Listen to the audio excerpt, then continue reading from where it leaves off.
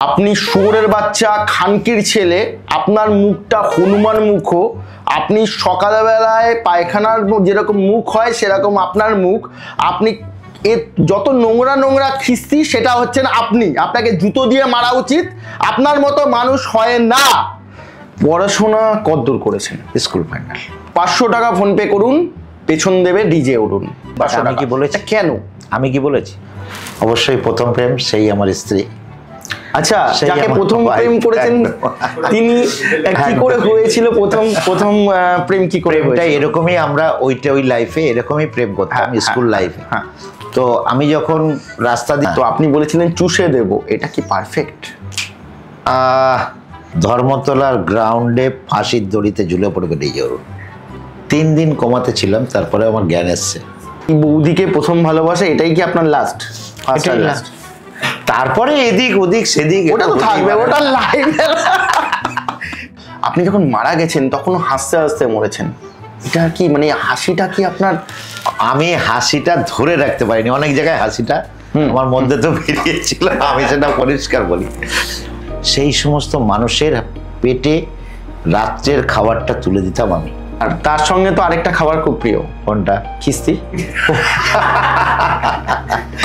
আফসোস একটাই যে আমি ছোট থেকে তো কাজ করছি, ছোট থেকে তো পরিশ্রমী মানুষ, বাট সেই জায়গায় পৌঁছাতে পারছি না লক্ষ্যে। লাইফে তৈরি ছিল টাকা, সেই টাকা ইনভেস্ট করা আছে ওখানে, মোটামুটি সর্বস্ব শেষের পথে ওইটাই ঢেলেছি। আর্নিং 0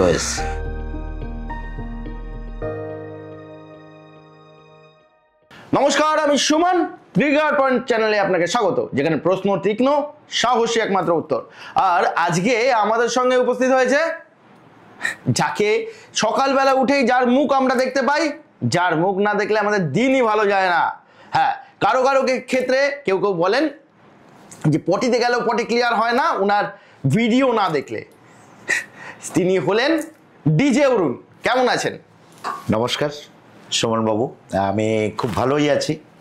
তো এই পডকাস্টে এসে, পডকাস্টের নাম ট্রিগার পয়েন্ট।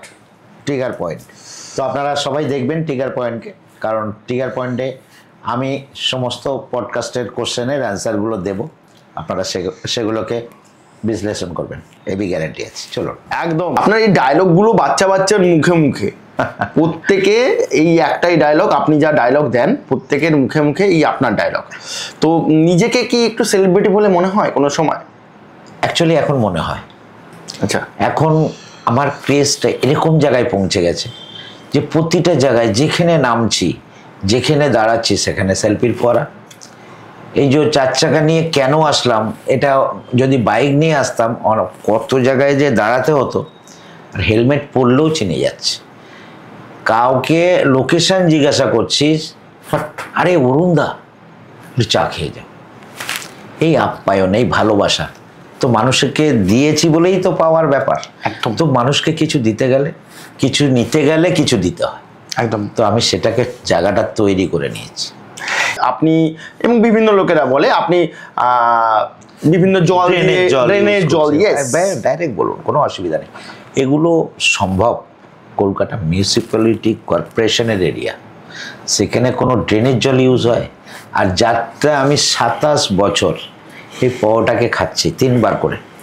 তো 3 × 30, 30 × 12, 12 × 27, এই অঙ্কটা করে দেখুন কত বছর এই পাওয়াটা এই পেটের মধ্যে আছে।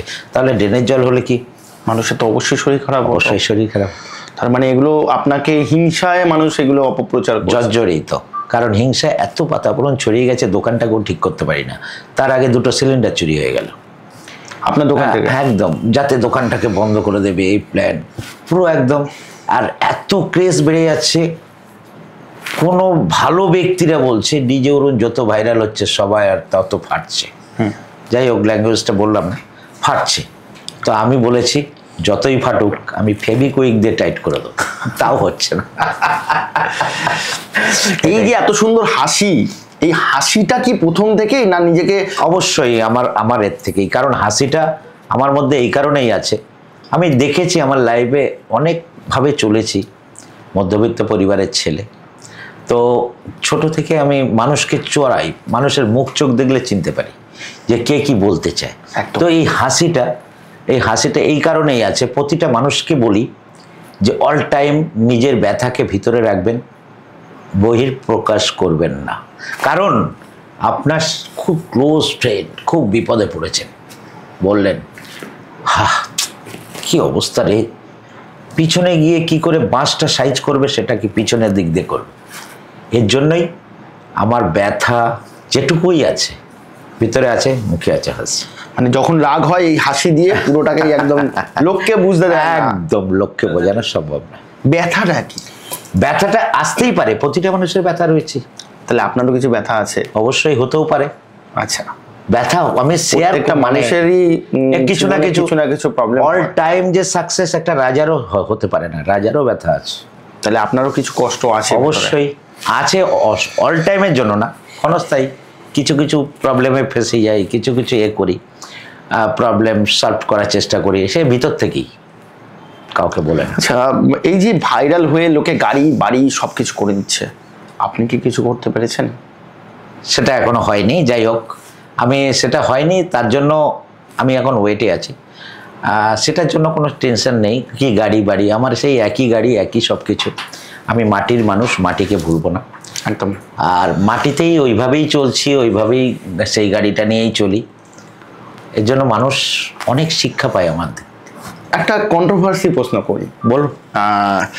আমরা প্রায় শুনতে পাচ্ছি 500 টাকা ফোনপে করুন, পেছন দেবে ডিজে উড়ুন, এই কথাটা সব জায়গায় আসছে। তো এই যে কথাটা বলছেন আপনি, 500 টাকার জন্য আলটিমেটলি 500 টাকা কেউ ফোনপে বললেই বলেন যে ফোনপে করে দিন 500 টাকা। কি বলেছি? কেন? আমি কি বলেছি?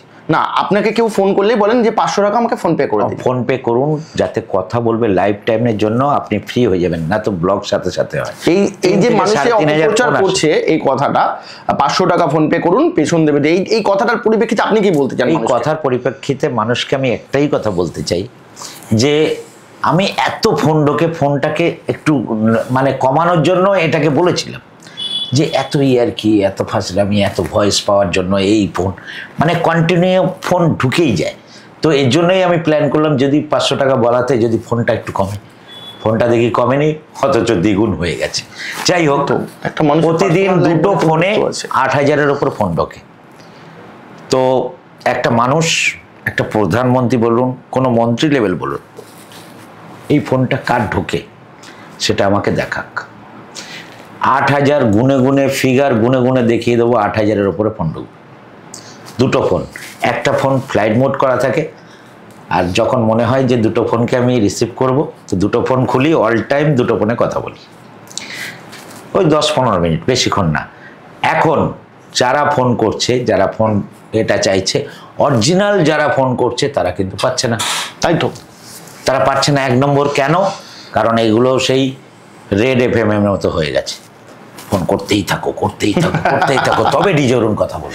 এটা মানুষের ক্রেজ, আপনাকে ভালোবাসে তাই মানুষ আপনার কাছে এগুলো করতে চাইছে। আমার তো সম্ভব নয় এত ফোন রিসিভ করা। একদম। কারণ রেড FM এর একটা টাইম লিমিটেড ছিল, একদম, যে 1 ঘন্টা রেড FM হবে, 1 ঘন্টা গান বাজনা হবে। তো সারাদিন 24 ঘন্টা, রাত 3টের সময় ফোন করছে। আচ্ছা, এরকম হয় আপনি রাস্তা দিয়ে যাচ্ছেন, ডিজে উড়ুন যাচ্ছে, একটা গান শোনান না, ডিজে উড়ুন, এরকম হয়? গান না শুনলেও ডায়লগ শুনতে চাই। হ্যাঁ, ইয়েস। আচ্ছা, এই যে আপনার এই যে কথা বলার ট্যালেন্ট, এটা কি মার্কেটিং প্রফেশনে রয়েছেন বলে তাই? অবশ্যই মার্কেটিং। আমার ট্রেনিং হয়েছিল হিন্দুস্তান লিভার থেকে, কোনো একটা স্টার হোটেলে। আচ্ছা, তো ট্রেনিং তো আমাকে হয়েছে তখনই, তো আমি তার আগের থেকেই তৈরি। তো পাস হয়ে চলে আসলাম, TL হলাম, GL হলাম হিন্দুস্তান লিভারের। হওয়ার পরে কাজটা ছেড়ে দিলাম, টার্গেট ফিল করতে, তো মার্কেটিং লাইন তো। পড়াশোনা কতদূর করেছেন? স্কুল ফাইনাল, মাধ্যমিক পাস করেছেন? একদম। বাহ, খুব ভালো। তারপরে পড়াশোনা কি হলো না ফ্যামিলির চাপে? পারিবারিক, মানে ফ্যামিলির চাপ নয়, এটা পারিবারিক ওই ইনকামের চাপ। মানে ছোট বয়স থেকেই আপনি খেটে আসছেন এবং এখনো পর্যন্ত খেটে যাচ্ছেন? এখনো খাচ্ছেন, এবং এখন খাচ্ছেন শুধুমাত্র দিমাগ লাগিয়ে। তো ওই প্রফেশন, মানে ওই সময় থেকে প্রথম প্রেম? অবশ্যই প্রথম প্রেম সেই আমার স্ত্রী। আচ্ছা, সেই যাকে আমার প্রথম wife, প্রেম করেছেন একদম। তিনি কি করে হয়েছিল প্রথম প্রথম প্রেম কি করে প্রেমটা হয়েছিল? এরকমই, আমরা ওই লাইফে এরকমই প্রেম করতাম, হ্যাঁ, স্কুল হ্যাঁ, লাইফে। হ্যাঁ। তো আমি যখন রাস্তা দিয়ে ক্রস করতাম, ওর চিঠি একদিকে ফেলে দিত, আমার চিঠি আরেক দিকে ফেলে দিতাম, এটাই ছিল প্রেম। আচ্ছা, আর এখনকার প্রেম পাশাপাশি বসা ছাড়া কোনো গতি নেই। না আর এখনকার তখনকার প্রেম টোটালি আলাদা ছিল। মানে সত্যি আমি নিজেকে ভাবতাম যে এইভাবে কি হয়, ও স্কুলের ব্যাগ থেকে চিঠিটা ফেলে দিয়ে চলে যাবে, আমি চিঠিটা ফেলে দিয়েছি, ও ওখান থেকে কুড়াবে, আমি এখান থেকে কুড়াবো, এটাই ছিল প্রেম। কি লেখা থাকতো চিঠিতে? চিঠিতে কি লেখা থাকতো? তুমি আজকের এখানে দেখা করো, একটু পারলে এসো। ও ও লিখে দিত, আমি তোমাকে না দেখে স্কুলে যেতে পারি না, দেখি। বাহ, এটা সেই যে সেই সময় থেকে প্রেম করে তারপরে সোলার টুকুর, আজকে কি সেটা লোহার হয়ে গেছে? না, এখনো সেই ভালোবাসা all আছে? time ভালোবাসা, এখনো সেই ভালোবাসা আছে? অসাধারণ ভালোবাসা, বাহ, প্রতিটা মুহূর্ত। কারণ মানুষকে হ্যাঁ। সত্যি যে মন থেকে ভালোবাসে, তার ভালোবাসা টোটালি আলাদা হয়। একদম। যে একটা অভিনয় থেকে ভালোবাসবে, তার ভালোবাসাটা অভিনয়ের মতো। আচ্ছা, এই বৌদিকে প্রথম ভালোবাসা, এটাই কি আপনার লাস্ট? এটাই last। তারপরে এদিক ওদিক সেদিক, ওটা তো এটা থাকবে, ওটা লাইফ। কারণ এখন লাইফস্টাইলটা এরকমই হয়ে গেছে যে এই প্রত্যেকজন আসছে বা বলছে এই যে বউ করে ফেলবে, এই যে বউ। আমি কি সম্ভব, বউ একটাই হয়। আচ্ছা। আর বাদ বাকি সব টাইম পাস, বেকার টাইম পাস। টাইম পাস প্রচুর, এখন 100 জন টাইম পাস করে। আমি এই কথা প্রসঙ্গে বলি, কিছুদিন আগে কাশ্মীরা বলে একজন মেয়ে ছিল, হ্যাঁ। তো আপনি বলেছিলেন চুষে দেব, এটা কি পারফেক্ট? কি বলেছিলাম আমি জানি না, তবে আমি এই কথাটা- দেখেছিলাম আপনি বলেছিলেন যদি প্রয়োজন হয় কাশ্মীরাটা চুষে দেব, এরকম একটা ওয়ার্ড ইউজ করেছিলেন সম্ভবত। সেটা তো ক্যামেরার সামনে যদি বলে থাকি, তো মানে মহিলাদের সম্মান করে আমি একটা একদম কথাই বলি। একদম একদম তো এটা যদিও বলে থাকি, সরি। কারণ এটা সত্যি মাঝে মধ্যে, আর প্রতিটা মানুষেরই ভুল হলে তবে সে শুধরায়। যদিও শুনে থাকেন এটা ভুল, আর ভুল কথা শুনেছেন, আর ওরকম ব্যাপার ক্যামেরার অফ ক্যামেরাও করা যায়। একদম একদম একদম। কারণ অরুণবাবু মানুষটা উপরে নারকেল হলেও ভেতরে নরম। একদম। এই যে টাইম পাস বা প্রেম, তার মধ্যে ভালো কাকে লেগেছে? এরকম কোনো ভালোভাবে লাগেনি কারোর। আচ্ছা, কারণ না হতে পারে না কোনো মেয়ের ব্যবহার ভালো, সেই মেয়েটাকে আমি অবশ্যই। তার সঙ্গে ভালো বাঁচতে হবে এমন ব্যাপার নয়, কিন্তু তার সঙ্গে আমার একটা ভালো রিলেশন রইলো, এরকম কোনো মেয়ে কি লাইফে এসছে? প্রচুর মেয়ে লাইভে এসছে, আচ্ছা, এরকম চিন্তাধারার মধ্যে দিয়ে অনেকে এসছে। তো কিছুদিন পরে আবার সেটা আবার দ্বিমত হয়ে গেছে, এরকম অনেক আছে, নাম উল্লেখ করবো না। আপনি অভিনয়টা কোথা থেকে শিখলেন? অভিনয় ছোট, আমি হোস্টেলে যখন ছিলাম তখন থেকেই নাটকের মধ্যে ছিলাম।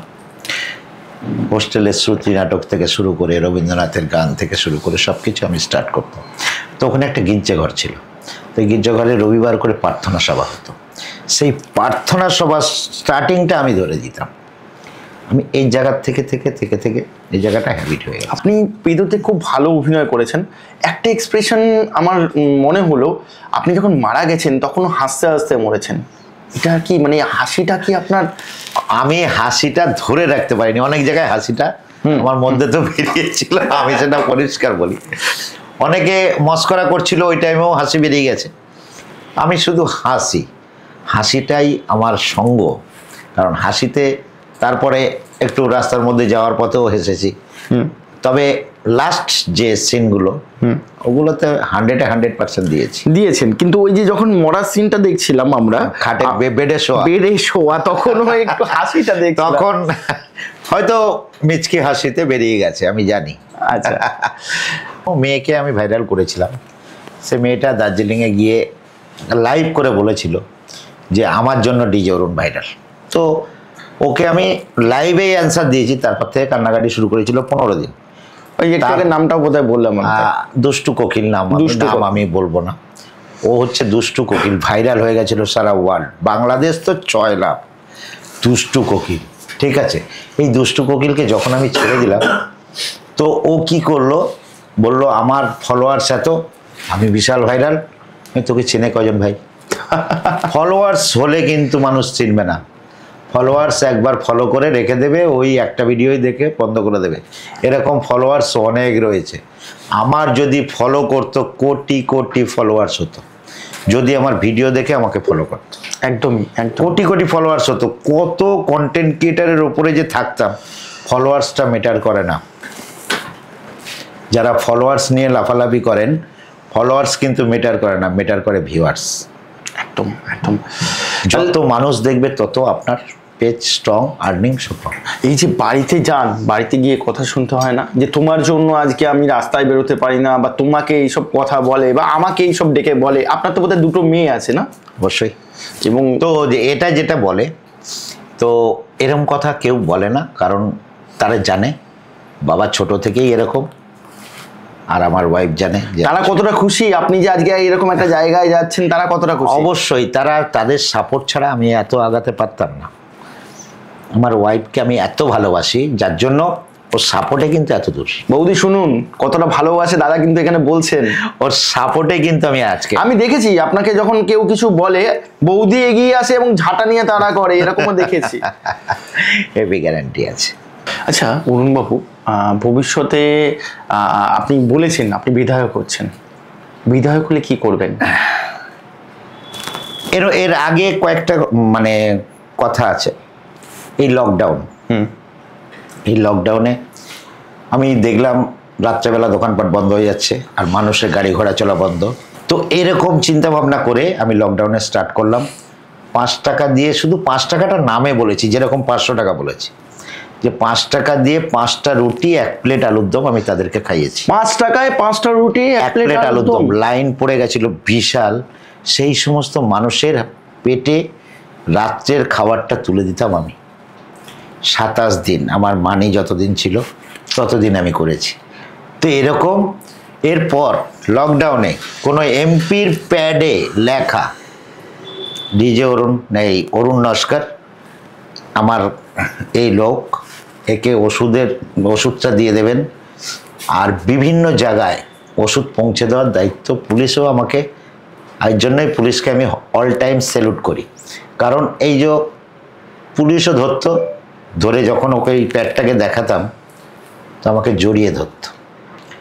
আমি কোনো এই লকডাউনে এই যে রোগটা এসছিল করোনা, তো করোনা পেশেন্টের পাশে বসে কোনো হসপিটালে গিয়ে অক্সিজেন লাগিয়েছি ডাক্তার গেটের বাইরে।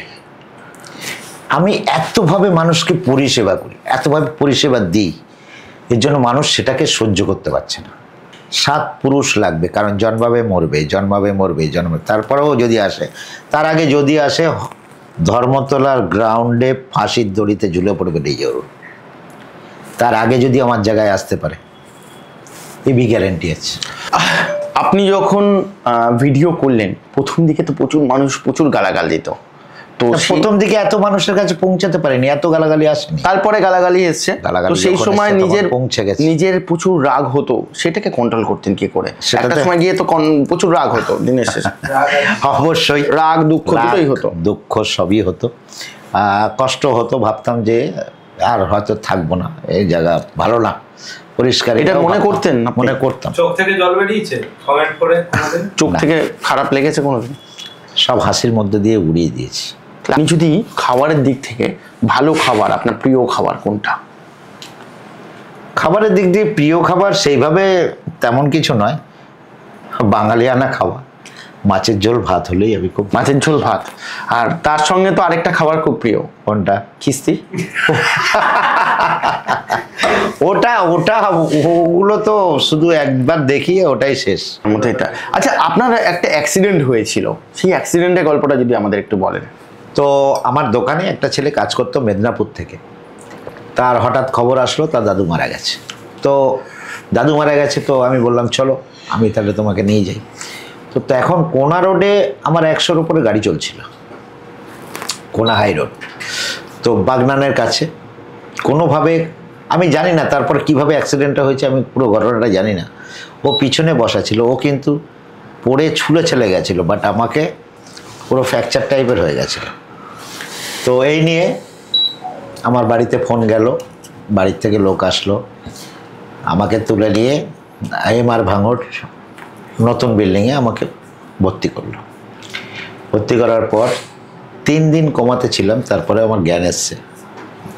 তো জ্ঞান আসার পর সবাই ভেবেছিল যে আর আসবে না, এরকম প্যাথেটিকভাবে সব মানে ফ্র্যাকচার হয়ে গেছিলো।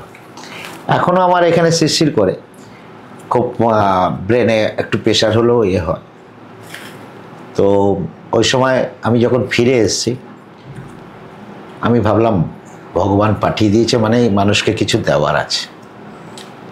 তারপর থেকেই দিতে দিতে মানুষের এখন আমি পুরোভাবেই দেওয়ার চেষ্টা করছি। আপনি শুয়োরের বাচ্চা, খানকির ছেলে, আপনার মুখটা হনুমান মুখ। আপনি সকালবেলায় পায়খানার যেরকম মুখ হয় সেরকম আপনার মুখ। আপনি এর যত নোংরা নোংরা খিস্তি সেটা হচ্ছেন আপনি। আপনাকে জুতো দিয়ে মারা উচিত, আপনার মতো মানুষ হয় না। তো এই যে কমেন্টগুলো আসে আপনার কেমন লাগে? সেই কমেন্টগুলো পড়লে শুধু হাসি পায়। যখন মানে অ্যাকচুয়ালি একটা কথাই বলি, বৃক্ষ তোমার নাম কি ফলে পরিচয়।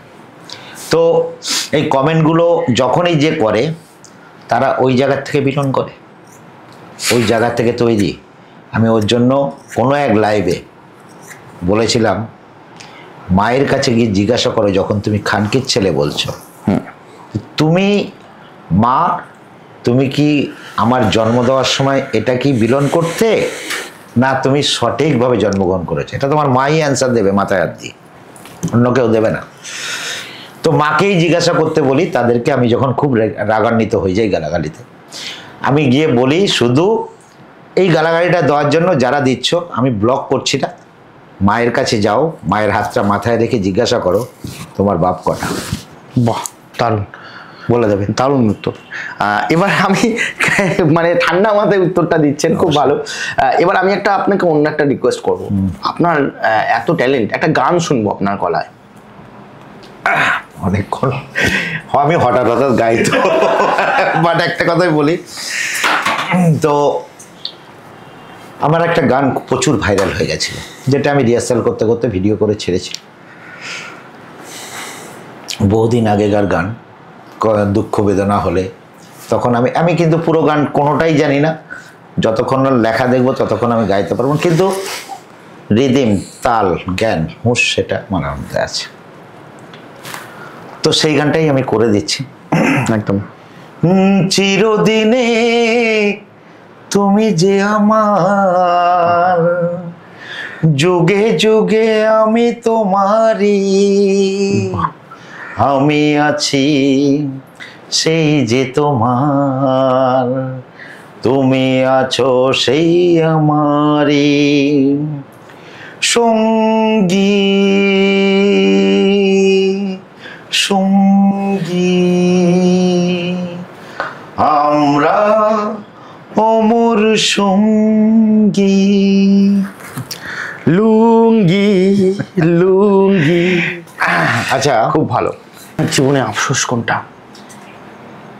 আফসোস একটাই, যে আমি ছোট থেকে তো কাজ করছি, ছোট থেকে তো পরিশ্রমী মানুষ, বাট সেই জায়গায় পৌঁছাতে পারছি না লক্ষ্যে। লক্ষ্যটাকে, লক্ষ্যটা মানুষের চারিদিক দিয়ে সেইভাবে সেই জায়গায় পৌঁছে অনেকটা গেছি, but money problem. Money problem, yes, এটাই হচ্ছে আসল, আর কিছু না। তো বাইরে থেকে দেখে তো আপনাকে অনেকে অনেক কিছু ভাবে, আপনার প্রচুর পয়সার মালিক, এত ভাইরাল এটাই। হচ্ছেন, এত কিছু হচ্ছেন। ওর জন্য তো চারিদিকেই করতাম, সেটা আমার কাছের লোক ছাড়া কেউ জানে না। মানি প্রবলেম এটাই যে প্রচুর টাকার মাল আমি ইনভেস্ট করে ফেলেছি সাউন্ডে, প্রচুর টাকা, যেটুকু আমার লাইফে তৈরি ছিল টাকা, সেই টাকা ইনভেস্ট করা আছে ওখানে, ওঠেনি, কোনোভাবে কাজ করে উঠতে পারছি না। এই কালী পুজো ফুল ছাড়, কালী পুজোর একটাও কাজ করতে পারলাম না, মিস্ত্রি ঝুলিয়ে দিল, আরে বাপরে, পালিয়ে গেল। তাহলে এই প্রফেশনে তো মিস্ত্রিরও প্রবলেম। কাজের লোকের সঙ্গে পুরোভাবে যদি ব্যালেন্সে রাখা যায় তবেই কিন্তু এই কাজ সাকসেস, নাহলে কিন্তু সাকসেস। জীবনে গিয়ে কোনো সময় মনে হয় না আমার দুটো মেয়ে, একটা আক্ষেপ হয় না আমার যদি একটা ছেলে হতো আমার পাশে? না না না না, এইসব না, মেয়েরাই ছেলে এখন, মেয়েরাই ছেলে। কত ইনভেস্ট করেছেন বলবেন? Up to 15 lakh. 15 লাখ, ওই জন্যই বোধহয় আপনার টেনশন সবসময় হয়। টেনশনটা যখন মাঝে মাঝে পকেট শূন্য হয়ে যায় তখন টেনশনটা বাড়ে। ডিজে অরুণের পকেট শূন্য হয়ে যায়। হয়। অরুণ বাবু, আপনার ফ্যামিলি মেম্বারে বৌদি আর কে কে আছেন? 2 মেয়ে আছে। আর মা বাবা? মা বাবা গত হয়ে গেছে। এখন সবই আপনি? সবই আমি। আমার 4 ভাই, বোন নাই। তো 4 ভাইয়ের বড়টাই আমি। আর সমস্ত কিছু এদের সব মানে এর থেকে সব সামলাতে হয় আমাকে। তো একই ছাদের তলায় আমরা 4 ভাই থাকি। আচ্ছা। 3 তলা বিল্ডিং আছে। ফার্স্ট ফ্লোর ছোট ভাই, সেকেন্ড ফ্লোর মেজো, থার্ড ফ্লোর আমি। এইভাবে রয়েছি, এদিক ওদিক করে ব্যালেন্স করে চলছি। আচ্ছা। থাকা খাওয়া নিয়ে কোনো প্রশ্নই নেই আমার কাছে, সব অ্যাভেলেবেল চলছে। 2 মেয়ের কি বিয়ে হয়ে গেছে? 2 মেয়ে বিয়ে হয়ে গেছে। আচ্ছা, বাহ, খুব ভালো। তাহলে তো এখন আপনার হ্যাপি লাইফ। আমার হ্যাপি ওর জন্যই তো, আমি পুরোই হ্যাপি। কিন্তু হ্যাপির মধ্যেও আপনি যে এত টাকা ইনভেস্ট করে দিয়েছেন, তো একটা তো টেনশন সবসময় ক্রিয়েট হয়। অবশ্যই টেনশনটা এটাই হয় যে এত টাকা আমি ইনভেস্ট করলাম আর সেই জায়গার থেকে কোনোভাবে রিটার্ন আসছে না, তখন কিন্তু একটু টেনশন তো সে আমার কেন সবার। সেটা তো অবশ্যই। দুর্গাপূজাতেও আসেনি রিটার্ন? দুর্গাপুজোতে রিটার্ন আসেনি, দুর্গাপুজোতে উল্টে লস। কারণ এমন বিট্রেমো করেছে, বড় বড় দুর্গাপুজো আমি যেগুলো কাজ করি সেখানে গিয়ে ও যুক্ত হয়েছে। আচ্ছা, মানে এইরকম আর ভাই কি। এই ব্লগিংটা করবে, হ্যাঁ তুলবে, আমি এটা যেটা কথা বলছি তুলবে। তো যুক্ত হয়েছে, যুক্ত হয়ে আমার আগে ও গিয়ে রেট দিয়েছে। 1,20,000 টাকার কাজ 50,000 টাকা রেট দিয়েছে। তো আমি তো জানি না তারপর কি হবে, আমি তো বললাম হ্যাঁ আমি করবো। ওটা জিত করে করতে গিয়ে 40,000 টাকা লস হয়েছে আমার নিজের পকেট থেকে দিয়েছেন? পকেট থেকে। আর কালী পুজোয়? কালী পুজোয় একটাও কাজ করিনি। ওই যে ওকে পয়সাটা করিনি, কিছু কম পয়সা দিয়েছি, ও পালিয়ে গেল কোনো এক যাত্রা দলের সঙ্গে কাজ করতে। এটাই হচ্ছে আসল কথা, আর কিছু। আপনারা যারা দর্শক আছেন, যারা শুনছেন, তো যারা দেখছেন, এই মানুষটার মধ্যে একটা কষ্ট আছে। আপনারা তো বাড়িতে অনুষ্ঠান করেন, বিভিন্ন অনুষ্ঠান করেন, তো সেই জায়গায় দাঁড়িয়ে আপনারা যখন বিভিন্ন অনুষ্ঠান করেন, আমি রিকোয়েস্ট করব এই মানুষটাকে গালাগাল যেমন করেন, এই মানুষটা একটু পাশে দাঁড়ান। কোনো অনুষ্ঠান হলে সে অনেক টাকায় ফেসে আছে, একটা মানসিক টেনশন আছে। আমরা কিন্তু বাইরেটা দেখছি, সেই মানুষটা শুধু হাসিটা দেখছি। কিছু অনুষ্ঠানে ওনাকে বলুন না, ওনার সাউন্ড নিন না, ওনার পাশে দাঁড়ান না, উনি তো খেটে খাচ্ছে। একটু পাশে দাঁড়ান, একটু সহযোগিতা করুন। মানুষটার বয়স, এত বয়সেও গিয়ে সে লড়ে যাচ্ছে। তার দুঃখ কষ্ট থাকা সত্ত্বেও সেই মানুষটা লড়ছে। তাকে নিয়ে আমরা মজা করি, তাকে নিয়ে গালাগালি করি, সেই হাসে যাচ্ছে। তো আমি রিকোয়েস্ট করব, আপনারা হয়তো এটাতেও আমাকে কমেন্ট করবেন, গালাগালি দেবেন, বিভিন্ন কথা বলবেন, কিন্তু যদি সম্ভব হয় এই মানুষটার পাশে দাঁড়ান। বিভিন্ন অনুষ্ঠানে ওনাকে ডাকুন, ওনার সাউন্ড নিন। উনি খেটে খাচ্ছেন, ওনার পাশে দাঁড়াবার চেষ্টা করুন। আমার মনে হয় একটু ভালো হবে। অ্যাকচুয়ালি পারফেক্ট ছেলে পাওয়া, আমি প্রথমত যাকে ভেবেছিলাম যে এ আমার সত্যিই এটাকে দেখবে, দেখাশোনা সব কিছু করবে ভালো, সে যে এরকম আঘাত দেবে ফাট করে, বুঝে উঠতে পারিনি। প্রশ্ন আঘাত মানে কি করেছে? আঘাত মানে ও পরে যখন বুঝলো ডিজেরনের ক্রেজ তো বিশাল, চারিদিক দিয়ে কাজ আসছে, সেই কাজগুলো ও গিয়ে থাবা মারত। ও থাবা মেরে কাজগুলোকে করতো, করে লস হোক লাভ হোক ওর মজুরিটা নিয়ে আমাকে কিছু না দিয়ে লুকিয়ে চুরিয়ে কাজ করতো। যার জন্য এই প্রবলেমটা এসে, আমি যেহেতু দেখতে পাই না গোডাউনে, এখনও আমি যেতে পারি না, এতটুকু সময় হয় না। আচ্ছা, মাল ওইভাবে পড়ে আছে, জলে বৃষ্টিতে ভিজে নষ্ট হচ্ছে। ও সব দেখতে বলে আমি ওকে ছেড়ে দিয়েছিলাম, তাতে দেখলাম পরে আরও 2-2.5 লাখ টাকা লাগবে মালগুলো আবার রেডি, কিছু মাল রেডি করতে, কিছু মাল পুরো ড্যামেজ করে ফেলেছে। টাকাটা বড় কথা না, মানুষের একটা কোনো একটা জায়গা এটা আশা থাকে যে এটাকে আমি খুব ডেভেলপ করবো, খুব সুন্দরভাবে তৈরি করব, খুব সুন্দরভাবে সাজাবো। যেরকম ঘরটা সেরকমভাবে সাজিয়েছিলাম আমার সাউন্ডটাকে, পুরো এইটা নিয়ে আসলে এটা বেটার হবে, এটা বেটার হবে, এই করে ইনভেস্ট করে গেছি। সাউন্ড আমি ছোট্ট থেকে গানে এবং সাউন্ডে খুব পছন্দ করতাম, তার থেকেই তৈরি হলাম সাউন্ডকে নিয়ে চালানো। আচ্ছা, ওই চিন্তা করে, আর ওই জায়গাটাই আমি মোটামুটি সর্বস্ব শেষের পথে ওইটাই ঢেলেছি, আর্নিং 0 এসছে। যাই হোক, তার আগে আমি কিছুতে ইনভেস্ট করিনি। মোটামুটি এই সাউন্ডটাই আমি খুব পছন্দ করি, সাউন্ডটাকে খুব ভালোবাসি, যে একটা জায়গায় ভালো সাউন্ডে গান চলছে সেখানে কিন্তু দাঁড়িয়ে যাই। যখনই দাঁড়াই হঠাৎ হেলমেট মানে পরা আছে কোনো এক জায়গায়, এই কদিন আগে কালী পুজোর প্রোগ্রাম হচ্ছে, একটা কিশোর একটা রফি সিঙ্গার উঠে একটা গান ধরেছে, তো খুব সুন্দর সাউন্ডটা ভেসে আসছে, দাঁড়িয়ে গেলাম, সাথে সাথে সব ভলেন্টিয়ার্স আমার টানাটানি করছে, একটু স্টেজে উঠো না অরুণ বাবু, বলি আরে একটু গানও শুনতে পারবো না? আচ্ছা, ওরা সংবর্ধনা দেবে। আমি বলছি না, আমি এই অবস্থায় স্টেজে উঠবো না, আমাকে স্টেজে উঠতে গেলে আগে তৈরি হতে হয়, মানে আমাকে আগে জানাতে হবে, সময় করে তবেই আসবো আমি সেজে গুজে। বাহ, এই অবস্থায় আমি স্টেজে উঠবো না। আচ্ছা এবার একটা প্রশ্ন করি, সেটা হচ্ছে আপনাকে কে করে, অভিজিৎ না চিরোজ্জ্বল? মানে কৃতজ্ঞতা স্বীকার কে করে, অভিজিৎ না চিরোজ্জ্বল? চিরোজ্জ্বলের হাত তো মাথার থেকে তুলে নিয়েছি, তাহলে চিরোজ্জ্বল তো প্রশ্ন। তাহলে অভিজিৎ আপনার কৃতজ্ঞতা স্বীকার করে যে দাদার জন্য আমি কৃতজ্ঞ? বোঝে, যার জন্যই ও আমার কাছে সবসময় থাকে। ব্যাস, আপনার পাশে তো কেউ না কেউ দাঁড়িয়েছে, কেউ না কেউ আছে। আজকে আমি একটু ডিজে উড়নের মুখে, জীবনে কোনোদিন ভূত দেখেছেন? ভূত? হ্যাঁ, বিশ্বাস করেন ভূতকে? আমার বাবা ওইসব ইয়ে করতো, এই টুকটাক ফুকটাক টুকটাক করতো? ওই ভূত ফুত এইসব ছাড়া তো গ্রামে যখন সুন্দরবনে আমার বাড়ি, আচ্ছা আচ্ছা আচ্ছা গোসাবাতে, আচ্ছা, তো আমার বাবা বলেছিল যে আমি আর বাবা বাগানে লঙ্কা তুলতে গেছি, আচ্ছা, কাঁচা লঙ্কা গাছ হয়েছে, লঙ্কা গুড়াচ্ছি, তো হঠাৎ দুপুরবেলা তখন 2টো বাজে, একজন দৌড়াতে আসছে, দাদা দাদা দাদা। আমার কি হবে বলছে, বাবা বলছে কি বলো। আর বাবাও এরকম আমার মতো উপকারী মানুষ ছিল, সমস্ত মানুষের পাশে থাকতো, যতটুকু জানতো মানুষকে উপকার করত। তো বললো দাদা আমার বাড়িতে যেতেই হবে।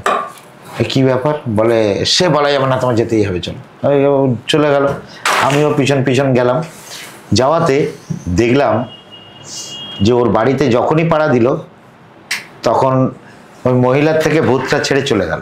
আচ্ছা, চলে যাওয়ার পরে আমার ভাই, মেজো ভাই, একটা হাঁড়ি নিয়ে মানে ছোট জায়গার একটা আল বলা হয়, ওই আল থেকে হেঁটে যাচ্ছিল, ওকে এসে ফেলে দিল, দাঁতটা ভেঙে দিল, দাঁত ভেঙে গেল, তো রক্তারক্তি। ও তখনই গিয়ে রিটার্ন করে গিয়ে বলছে দেখ তোর বাড়িতে কি অবস্থা করে এসছে। ওই অবস্থায় বাবা আর আমি দৌড়ে দৌড়ে বাড়িতে এলাম, আর আমার দাদু এরকম একটা ডান্ডা নিয়ে বসেছিল যে আজকে ও আসুক, ওর ব্যবস্থা করে দেবো। ওই আমার মা যদি না বেরোতো ওকে মুখ ঘষে মেরে দিত। ঠিক আছে, ভূতে? হ্যাঁ, এরকম আগে প্রচুর এরকম কেস ছিল। তো ওর এইখানে দাঁতটা 2টো পড়ে গেল, এখনো দাঁতটা ফাঁকা নেই। তারপরে তো ওটা যাওয়ার হয়ে গেল, আমি তো বিশ্বাসই করতাম না। তারপরে বলেছিল যে একটা চণ্ডাল একটা বামনের ছেলেকে 2টো হাড্ডি আমার কাছে আছে। আমি বললাম হ্যাঁ, তো ভূত দেখাও দেখি, তুমি যে এত ভূত করো, ভূত দেখাও। বলে ঠিক আছে, তুই একজনের কোলে বসবি, আচ্ছা, বসলে বুঝতে পারবি কতটা কি হচ্ছে। ঠিক আছে, মাই গড, আমি তখন বিশ্বাস করেছিলাম যে কোলে বসেছি, শুধু কাঁটার মতো গায়ে ফুটে গেছে। আমি লাফিয়ে উঠে গেছি, সেই মানে তুলোরাশি ছিল উনি, ওনার কোলে বসেছিলাম। সেখান থেকে একটু বিশ্বাস করতাম। তারপরে আরেকটা কেস ঘটলো যে আমার মেজো ভাই তখন পেটে, আর যখন রাত্রেবেলা একজন দৌড়ে দৌড়ে আসলো, এসে বলল দাদা আমার ছেলেকে পাওয়া যাচ্ছে না। মানে তখন 8টা 9টা, মানে কলকাতার সব মানে গ্রামের ওই নিয়ম, ওটা তখন অন্ধকার ঘুটঘুটে, তখন মানুষ সব ঘুমিয়ে পড়ে প্রায়, মানে মকরসল এরিয়া। তো মসজিদের 2টো পুকুর 2 সাইডে, পুকুরের পাশ দিয়ে সবাই জাল ফাল টানছে যে ছেলেটা খুঁজে পাওয়া যাচ্ছে না। তো বাবা গেল, গিয়ে এমন একটা কিছু করলো এবং বলেছে তোমার ছেলে যদি বেঁচে থাকে তাহলে আওয়াজ দেবে। ওর নাম ধরে 3বার ডাকলো, আওয়াজ দিল না, গাছ থেকে ফেলে দিল বাচ্চাটা মরা। তো ওই অবস্থাতে আমি তারপর থেকে মাঝে মাঝে একটু গা ফা কাটা দিয়ে উঠতো। আরে বাবা, যে ভূত বলে কিছু একটা, যেন ভূত বলে আমি এটুকু এখনো মানি না যে প্রতিটা মানুষের মধ্যে ভূত কিন্তু আছে। একদম প্রতিটা মানুষের মধ্যে ভূত আছে। প্রতিটা মানুষের মধ্যে ভূত আছে। হ্যাঁ, তাহলে আপনি একটা ব্যালেন্স করে চলে, আমি যেটা বলি। তাহলে আপনি ভূত বিশ্বাস করেন? তখন করতাম। তাহলে আয়না দেখেন নিজেকে, তাহলে কারণ আপনার মধ্যে তো ভূত আছে। অবশ্যই আছে। আমি একটা কথা বলি যে আমি এই শ্মশানের ওপর থেকে যাব, 5টা মানে 6 রকম 6টা যদি ভূত থাকে, 3টে যদি প্লাস বলে হ্যাঁ চলো, 3টে যদি মাইনাস ওটা অ্যাডজাস্ট করে নেবে। 3টে যদি বলছে চলো, 2টো বলছে চলো, আর 4জন বলছে চলো না, তখন কিন্তু তোমাকে ওই জায়গায় ফেলে দেবে। বাপরে, এরকম হয়? বাহ, ফেলে দেবে। কারণ যার দল বেশি ভারী হবে তোমার সেটাকে আটকে রাখবে। যাই হোক, আমরা ডিজে উড়ুনের মুখে ভূতের গল্প শুনলাম, এটা কিন্তু একটা দারুণ ব্যাপার, ফাটাফাটি ব্যাপার। আচ্ছা, এই আপনি তো অনেক দুষ্টু কোকিলের সঙ্গে একটু নাচানাচিও করেছেন, আমরা একটা নাচ দেখতে পারি? না, একটা দুষ্টু কোকিল। নো, কেন বলছি, হ্যাঁ, এগুলো রিদিমের মধ্যে দিয়ে যেরকম না ওটা মধ্যে থেকে এর আসে। ওটা কি অরুণ বাবু শুধুমাত্র পয়সার জন্য? না, পয়সার জন্য নয়, ভালোবাসার জন্য, মানুষকে উপকার করার জন্য, আচ্ছা, মানুষকে দাঁড় করানোর জন্য। এরকম ভাবে আপনি নিজেকে নাচ করে মানুষকে দাঁড় করাবো? হ্যাঁ, এই যে মেয়েগুলো যেভাবে দাঁড়িয়ে গেছে, এই যে মেয়েটা কিছুক্ষণ আগেও ফোন করলো যে অরুণদা রিলস হবে না, আর কটা করো না। আরে বাপরে, রিলস করছি বলে ওর মানুষ চিনছে। মানে আপনি এইসব ছেড়ে দিয়ে নিজে ডান্স করছেন একজনকে দাঁড় করাবার জন্য? দাঁড় করাবার জন্য, সত্যি তার পেজটাকে আর্নিং করানোর জন্য। বাহ, দারুণ ব্যাপার। আমরা যে অরুণ নস্করকে চিনি, যে ডিজে অরুণকে চিনি, আর এখানে একদম অন্য একটা মানুষ। তো যারা এই বারবার করে ফোন করছেন, ডিস্টার্ব করছেন, কোনো দরকার কি আছে? মানুষটার পাশে দাঁড়াই, এমনি তো একটা আমাদের মতনই। অরুণ বাবু, এতক্ষণ তো আমরা প্রোগ্রাম করলাম, আপনার কিছু যদি বলার থাকে একটু কিছু বলেন। আমি হালকা করে বলি, প্রত্যেকে যে আমার নিয়ে হিংসা, হ্যাঁ, এই যে আমি এটা করতে পারছি না, ডিজে অরুণ এটা করছে, এটা করতে পারছি না, তোমার মধ্যে দিয়েও আসবে। তুমি নিশ্চিন্তে থাকো, তুমি যদি ব্যক্তিগতভাবে ভাইরাল হতে চাও আমার পাশে আসো। তুমি আমার পাশে 1 মাস দাঁড়ালে তোমাকে আমি সারা পৃথিবীকে চিনিয়ে দেবো, এবি গ্যারান্টি বলছি। আর একটা কথা বলছি যে এই আমার নতুন নাম্বারটা যে ভাইরাল করেছে, সে মানে ভিডিও কল করে এরকম আমাকে কল করে নাম্বারটাকে ফোন ধরে ভাইরাল করেছে। তার নাম আমি ধরছি না। এইভাবে হিংসা করে কোনোদিন কিছু হয় না। এইভাবে হিংসা করে তুমি কোনোদিন আমার জায়গায় আসতে পারবে না। তোমার মধ্যে দিয়ে, তোমার ট্যালেন্টের মধ্যে দিয়ে তুমি নিজে উন্নতি করতে পারো, কিন্তু কাউকে ক্ষতি করে নয়। প্লিজ এটাকে দ্বিতীয়বার করবে না। যে করেছে এটা তো ভুল, আপনাকে কল করে ওইটাকে ভাইরাল করে দেওয়া উচিত নয় কখনোই। কোনো এক চাওয়ালা করেছে, খুব বাজে। যাই হোক, খুব ভালো লাগলো আপনার সঙ্গে টাইম স্পেন্ড করে। আবার হয়তো এরকম আড্ডায় বসবো, আবার হয়তো আমরা এরকম ডিজে অরুণকে পাবো না, পাবো বিধায়ক ডিজে অরুণকে, পাবো একটা ডিজে অরুণকে, বা অন্য কিছু হবে নতুন রূপে।